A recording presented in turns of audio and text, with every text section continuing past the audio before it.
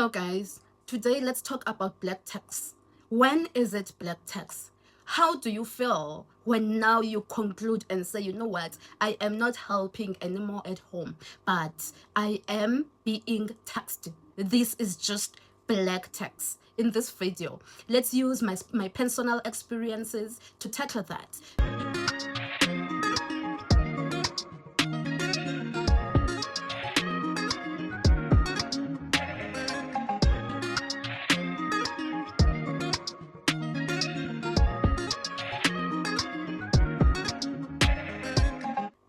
Hi, if you are new here, my name is Mbinidla Ngomandla. I am a teacher in the Eastern Cape. I am 31 years old. When is it black tax? That is our question for today.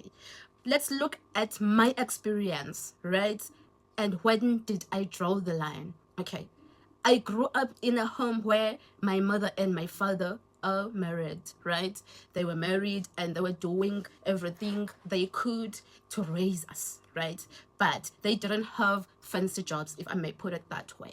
But they did everything had to be done so that we can go to school. We attended public schools in our area and we're walking to school. There was no transport that was taking us to school because it was walking a long distance in rural areas is not a big deal, right? Okay, we grew up and then I am a third one at home and I passed grade 12. When I passed grade 12, I took a gap year, not because I wanted to take a gap year, but because I applied to one university. And unfortunately for me, the university didn't admit me, right?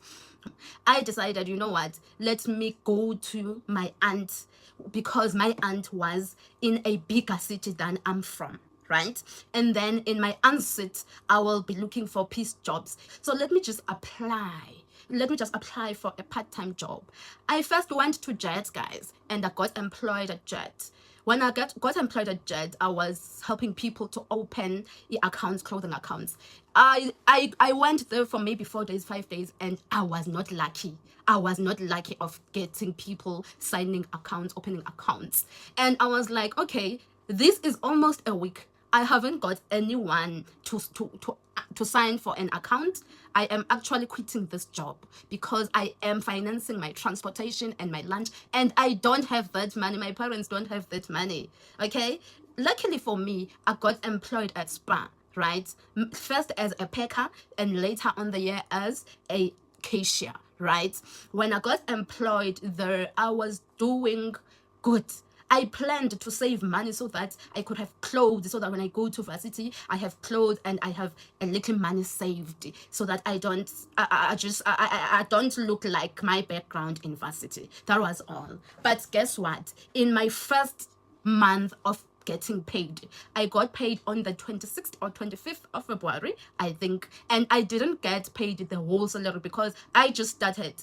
I didn't complete the whole month, right?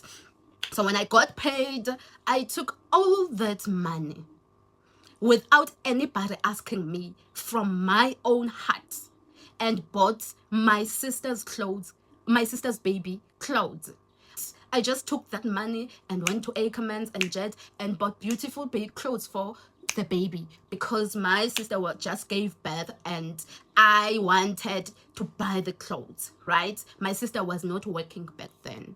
Did I call that black tax? Do I refer to that as black tax? No, I don't. While I was still at Spa in June, my younger brother went to the mountains for circumcision, right?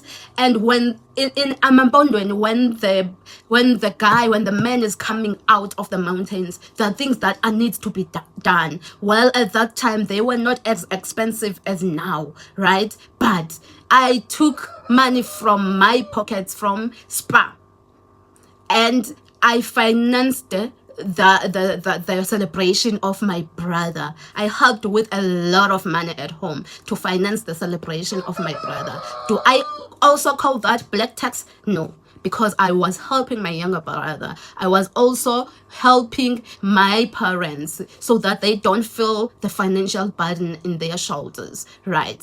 Okay, fast forward. 2014, I got accepted at university. I have managed to save some money from Spa. So I bought myself a blanket, a big blanket, so that I don't get cold at school. I bought myself a suitcase which was big and beautiful and expensive. And I bought myself some clothes. When I started at university, I didn't have problems with money, okay? And then NSFAS gave us money. For those who are out of South Africa, NSFAS is the student loan that funds students who are from poor backgrounds, or rather unaffording parents, right? Okay, so I was funded by NSFAS and all was well. But still, with that NSFAS money, I remember my sister now started working, and she was not earning a lot of money. It was just money, not a lot of money. And I would take a little portion of my NSFAS money, and she takes a little portion of her salary, and we come and we put it together and we help home. I remember that very much. That was my first year. My first year, I got pregnant, okay? And then I gave birth on my second year in February, right? On my second year in February, I went back to school after giving birth because my mom was going to take care of my child. When I went back to varsity, just a week after I was there, NSFAS gave us money. If he gives money in April, and then he will break pay February, March, and then April. And I think it was something like that because I got a lot of money. Now it's 2016, it's 2015. I got a lot of money in April 2016, right, on my second year. Oh, and then I asked about the tank, the smallest tank. You said the smallest tank? Don't know, but it's 2,000 liters. But I asked about the smallest tank, and it was 2.5 that time, 2,500 rands. I went to the supermarket and did exchange. People who were not given cash as food allowance will understand what I'm saying. But I managed to raise, guys, 2.5 and money on top to go home and buy a tank for my home. That was the first tank at home because I was leaving a baby home. I didn't want mom to have a lot of things he has to do, going to the river, taking care of this baby, taking care of the house, everything. Okay, fast forward. After buying a tank, on third year, I would help here and there because now I'm raising my child. I'm raising my child now.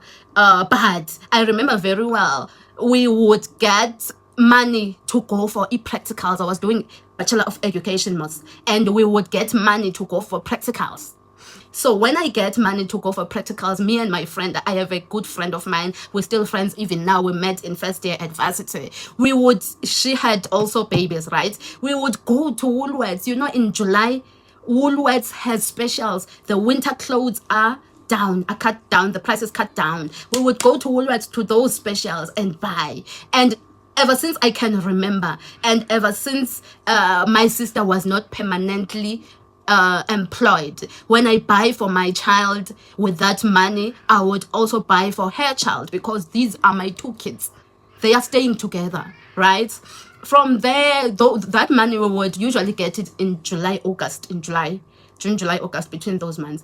Every year, second year, third year, fourth year. But fourth year was different. I will come to that. That was second year and third year, right? After that, I got, in my fourth year, I got my road accident fund money. What did I do with it? You guys know what I did with it.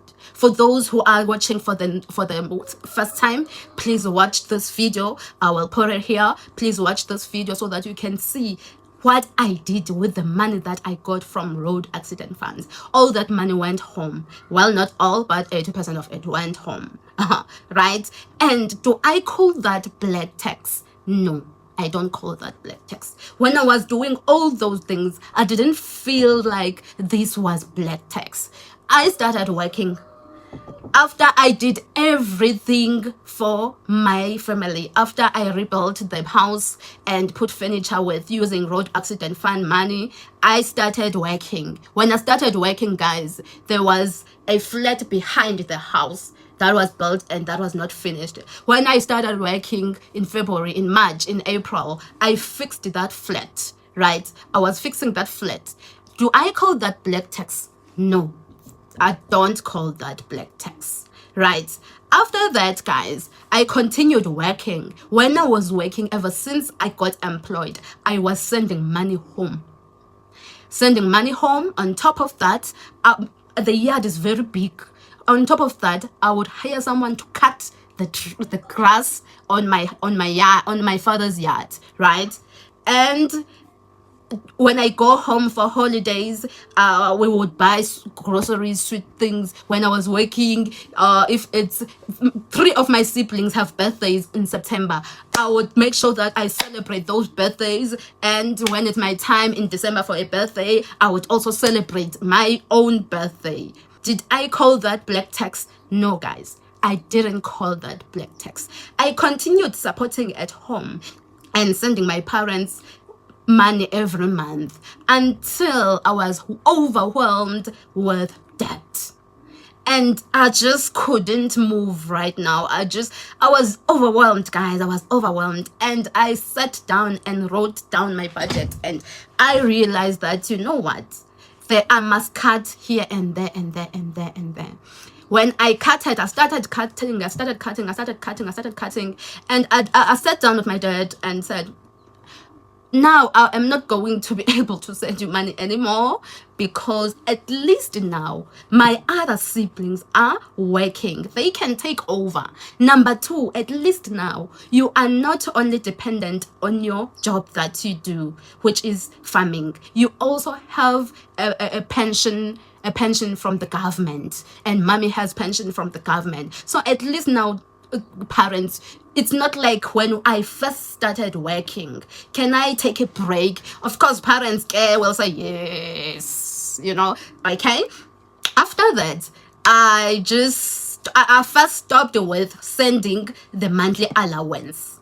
I cut the grass only and stopped sending the money allowance. After that, from cutting the grass, I would help with electricity. From helping with electricity, I would cut the grass, help with electricity, do this month, do this that month. Yeah, understand? Because all these things cost 600. So I would do this month, maybe do this that month. That was me cutting down slowly but surely on black tax, right?